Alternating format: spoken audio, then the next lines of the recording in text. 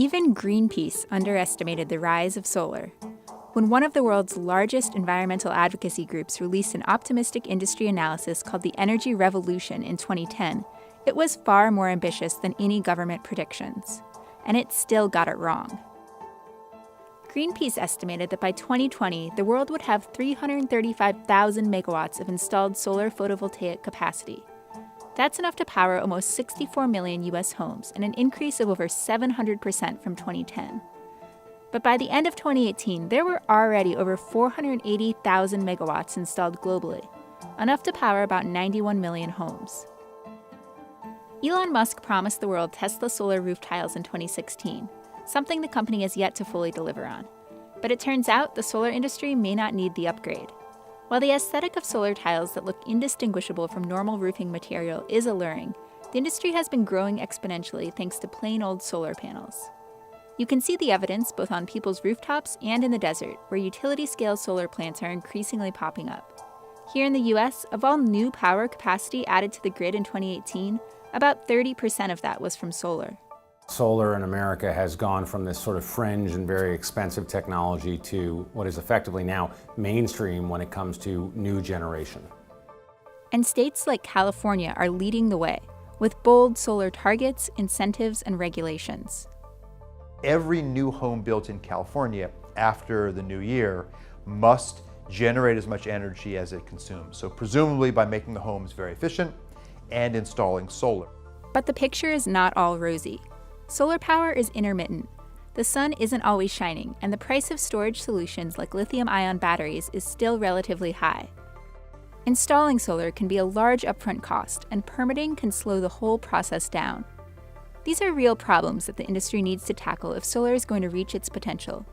But if the recent past is any indication, solar power is going to help lead the transition to a carbon-free future, and it might do it faster than we all expected.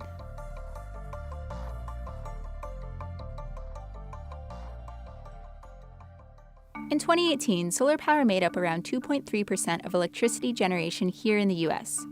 That number may seem small, but it's an impressive leap from 2008, when solar comprised a mere 0.1% of our electricity.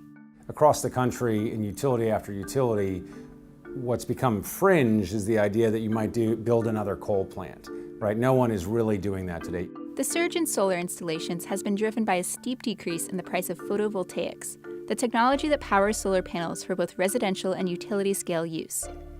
Since the 1970s, costs have dropped tremendously. Back then, solar on the ground was about $5 a watt, so 50 cents or more per kilowatt hour. And solar is down now today in the best large commercial applications at 1 to 2 cents, so a factor of 50 reduction. And on rooftop systems, if you finance it right and you're in a good location, your effective cost can be under 10 cents. It does still cost a lot to get solar.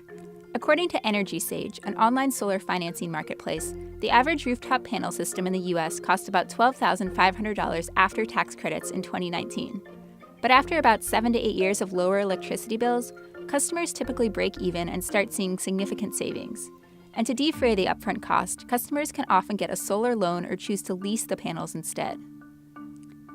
Overall, the massive price drop for photovoltaics is largely thanks to China's massively subsidized solar power manufacturing program, which created a worldwide glut in solar panels in the late 2000s. Prices plummeted, and solar companies around the world had to find ways to slash costs to stay afloat. Lots of companies went under, but enough innovated and survived such that in many parts of the country today, solar can now compete on economics alone. So solar went from essentially the most expensive form to one of the cheapest. It may be affordable, but it's not perfect. Solar panels don't generate any power during the nighttime, and they're much less effective in cloudy or shady environments. And while the price of photovoltaic panels has dropped, the cost of energy storage options like lithium-ion batteries is still pretty high.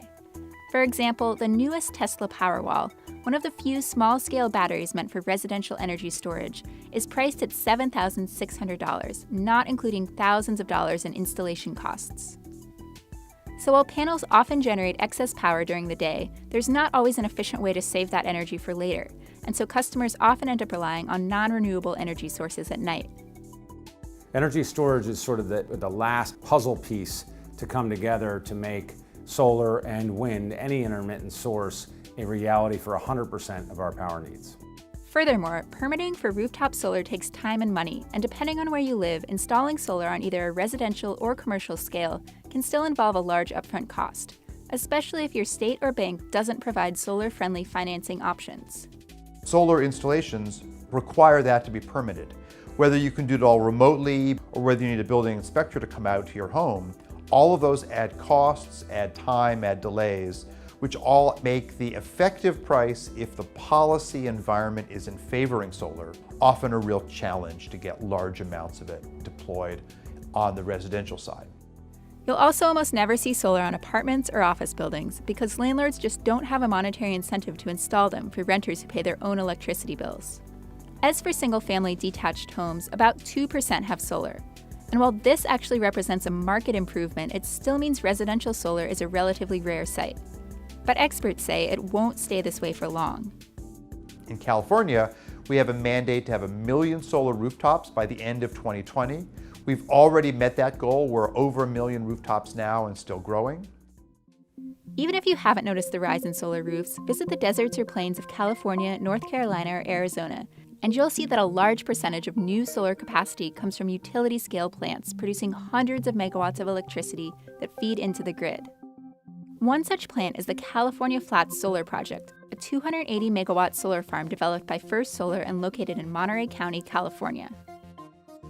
The California Flats project is about 2,900 acres. That's the carbon equivalent of taking about 22,000 cars off the road and can power about 116,000 California homes. In 2018, utility-scale projects like this generated a total of 66.6 million megawatt-hours of energy in the U.S. That's enough to power about 6.4 million homes for a year and represents 69% of the country's total solar energy production. So large-scale solar projects can be anything from a 200 kilowatt system that you might see on the edge of a trailer park or a 400 megawatt project in the desert. However, plants on the scale of Cal Flats are increasingly proving to be the most cost-effective size for utility-scale operation. When you get to 200 megawatts in size, you're able to take advantage of scale economies, so you can deliver a really cost-effective price of solar power. But when you start getting to larger sizes, sometimes it's difficult to find suitable land, to find suitable transmission capacity. So I think you'll see probably a larger number of mid-size utility-scale installations that are more strategically located closer to the load, where the power is being used. The rise of mid-size installations is also being driven by a growing corporate commitment to renewable energy. In 2018, corporations overall more than doubled the amount of clean energy they bought in 2017. In 2018, Facebook alone signed contracts for around 2.4 gigawatts of renewable energy, which is more solar energy than the entire residential solar market in the US combined. This kind of corporate buy-in is ultimately necessary for a carbon-free future. About 2/3 of power is consumed by businesses. So even if everybody went renewable, if all houses went renewable, you'd still only get 1/3 of the way there. Cal Flats has a corporate partnership with Apple, which buys 130 megawatts of energy from the facility to power its California operations. The other 150 megawatts are sold to PG&E, which then combines this solar power with its other energy sources. Customers receive this blended power by default, but can opt into a program that allows them to receive more of their power from solar or other renewable energy sources. Many people live in cities or may not have access to a rooftop where they could install a solar system. So it's important that we have utility scale projects to help really create lots of opportunity for lots of different types of customers to be able to get solar power. However, these utility scale plants cannot achieve their full potential without energy storage. To compete with the reliability of fossil fuels, solar farms need to be able to generate energy on demand, not just when the sun is shining. When I've got systems out in the desert and a cloud goes overhead, we want enough of a shock absorber in the system in the form of batteries to help cover that power that's missing momentarily. It could be for a minute, it could be for 4 hours. Traditionally, storage has come in the form of lithium-ion batteries. Unluckily, the price for this tech is plummeting alongside the cost of solar panels. According to Bloomberg New Energy Finance, the average cost for lithium-ion batteries fell 85% from 2010 to 2018. Now, the average lithium-ion battery costs $176 per kilowatt hour. So you can draw lines very easily in every part of the country, part of the world, to say, okay, is a solar plus storage system today cost competitive with this natural gas alternative? You can draw a line pretty quickly and see where those two are going to cross for every geography. In some places, Beebe says solar plus storage has already won out. Today, in places like Hawaii and in California, solar plus storage, in most cases, is more cost effective than a natural gas contract. In other words, those developers are winning bids, solar plus storage versus natural gas. Solar power with storage is now often more economical than a type of power plant known as a peaker, which operates infrequently, only firing when demand is high. In April 2019, the utility company Southern California Edison opted for a solar plant with an 100-megawatt battery over a natural gas peaker plant in the coastal city of Oxnard. If regulators approve the plans, it would be tied with Tesla for the largest lithium-ion battery in the world when it goes online in 2020. But unfortunately, lithium-ion may not be able to get that much cheaper. Many experts predict that costs will bottom out at around $70 to $100 per kilowatt hour. At this price, batteries will continue to be an economical option for replacing peaker plants and smoothing out hours-long gaps in solar production. But they won't be a good option for storing energy for weeks or months on end, as this would massively increase electricity costs for consumers. Some people think lithium-ion is the ultimate, and the path forward is to research heavily for improvements to lithium-ion. Then there are others, and I count myself in the others camp, where I say lithium-ion has done remarkable things for technology, but let's go to something far better. So researchers like Sadoway are exploring new horizons. Now we're seeing flow batteries, which are liquid batteries. We're seeing high temperature nickel metal hydride batteries.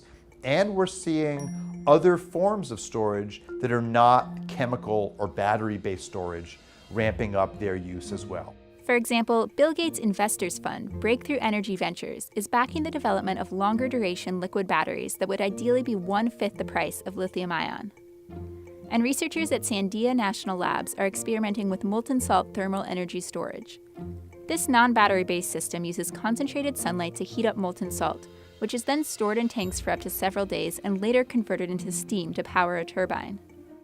So that power production is the exact same as a coal-fired power plant, except instead of burning coal, we're using concentrated sunlight as our heat source. As for residential solar, the grid itself often acts as a battery.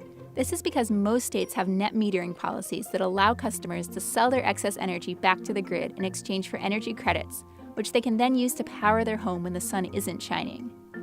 But whether storage comes in the form of cheaper lithium-ion or newer experimental technologies, Cayman says that government policies and incentives will need to drive adoption, just like they did for solar panels themselves. Right now, the California utilities are operating under what's called the storage mandate. They are required by 2020 to have enough storage on board so that they can meet 2% of their peak demand. And we're negotiating right now with the state's Public Utilities Commission to increase that number. When we get to roughly 20% of our peak demand available in storage, we will be able to run a renewable-only system because the mix of solar and wind, geothermal, biomass, all backed up with storage, will be enough to carry us through even some of these potentially long lulls. In the meantime, expect to see solar installations continue to rise as prices fall and incentives and regulations spur development. What we know is that utility after utility is now sourcing wind and solar instead of sourcing coal and natural gas.